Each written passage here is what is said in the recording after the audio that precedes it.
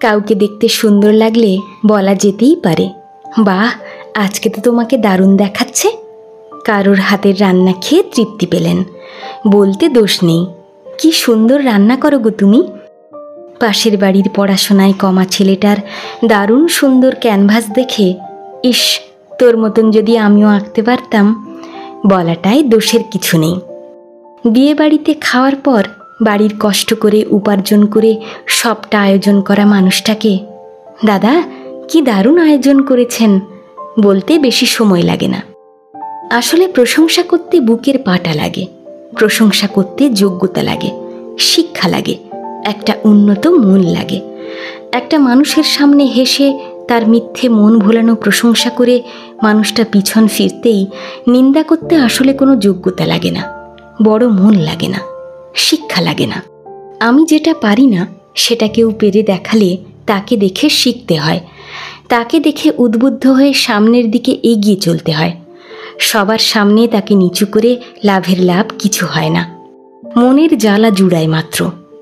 শুধু চেনা পরিচিতের নয়, কাছের মানুষগুলোরও প্রশংসা করতে হবে, সাথে নিজেরও।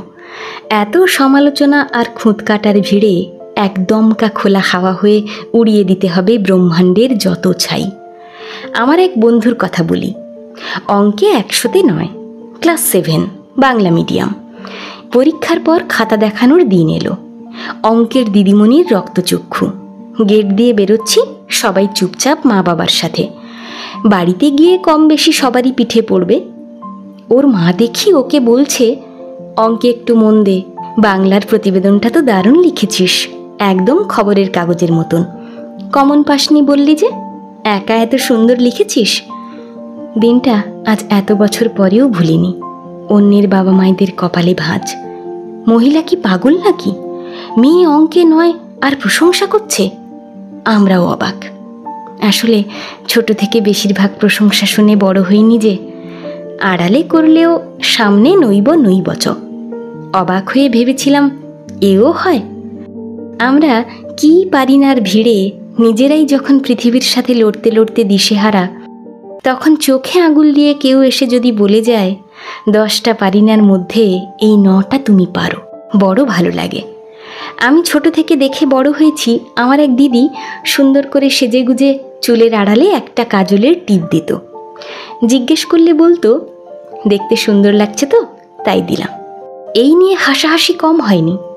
দেখতে একদম সাদামাটা, তবে বেশ স্মার্ট। কুসংস্কার দূরে ঠেলে একটা জিনিস শিখেছিলাম, নিজের প্রশংসাও কখনো কখনো নিজের মুখ ফুটে বলতে হয়। অতিরিক্ত বিনয়ী হলে লোকজন সেটাকে আবার অকৃতকার্যতা ভেবে নেয়। গো উইথ দ্য ফ্লো, না, স্রোতের বিপরীতেও যেতে হয় বোধহয়। পরীক্ষার রেজাল্ট হাতে হাসি মুখে আসা ছেলেটার সামনে, আমার দিদির মেয়ে তো অনেক নম্বর পেয়েছে, সব কটাতে 90% বলে হাসি মিলিয়ে দেওয়ার লোকের অভাব নেই। কিংবা সদ্য বিবাহিত মেয়ে বা ছেলেটার সামনে তার জীবনসঙ্গীর আরও কত তার থেকেও ভালো সম্বন্ধ এসেছিল বলে আনন্দটাকে অনেক অংশে কমিয়ে দেওয়ার লোক খুঁজছেন, প্রচুর পাবেন। সবে একটা চাকরি পাওয়া মানুষটার সামনে অমুকে কত ভালো চাকরি করে, কত টাকা ইনকাম করে বলার লোক যদি বাজার বসতো, সস্তা দরে পাওয়া যেত।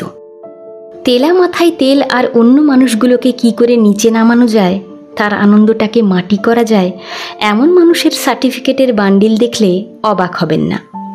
ওই যে বলে, বই মানুষকে শেখায়, শিক্ষিত করতে পারে না, ওটা ভিতর থেকে আসে। আশেপাশের যে মানুষগুলো প্রশংসা করতে দুবার ভাবেনি, নিজের অনেক কোয়ালিটি থাকলেও কোনো বাধা ছাড়া অকপটে আপনার সামান্য যোগ্যতায় উৎসাহ দিয়ে গিয়েছে, অতি সাধারণ পোশাক আর চোখে কাজল দেখেই মুগ্ধ হয়ে কি সুন্দরী, যাচ্ছ কোথায় বলে একগাল হেসেছে, বড় দুষ্প্রাপ্য দুর্মূল্য মানুষগুলোকে শ্রদ্ধা করি, তা সে ছোট হলেও। ওই যে বললাম না, প্রশংসা করতে যোগ্যতা লাগে, নিন্দা করতে নয়।